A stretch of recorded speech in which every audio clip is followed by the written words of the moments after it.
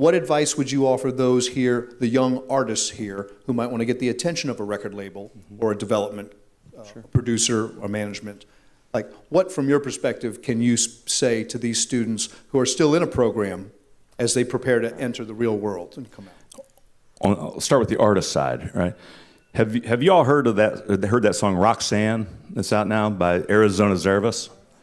All right, so I accidentally published that song.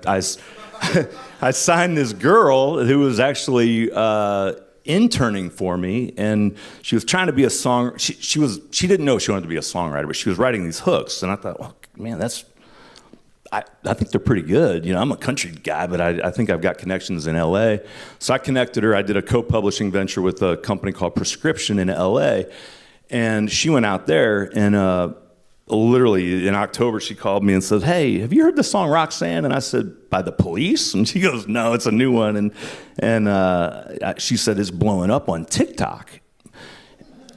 I'm like, I have no clue what you're talking about. Like, and so, I mean, lo and behold, like, I think it's at like 500 million streams right now. And it's like top 5 on top 40 and blowing up on urban charts. But it's funny how artists now, they can, and by the way, Arizona did not have a record deal until about a week ago. You know, every label in the world was offering them a lot of money to sign up because they knew that song was blowing up. It was a global viral hit. And so my point is that, you know, labels are paying attention. And if you're an artist, I would continue to put music out. Find way, and it was cool to watch all these artists get up and say they're playing, you got music coming out. I think that's fantastic. I mean, put music out.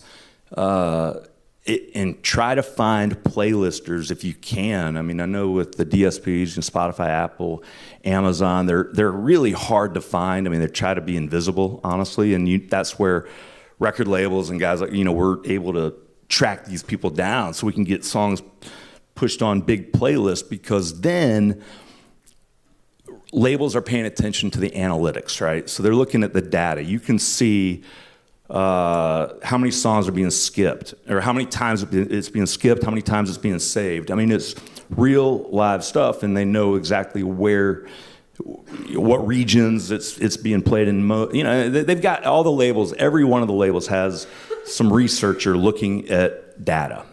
That's all they do. And so I had a head of a record label up in New York who's got massive pop hits tell me, I don't listen with my ears anymore. I listen with my eyes, and they want to see the numbers.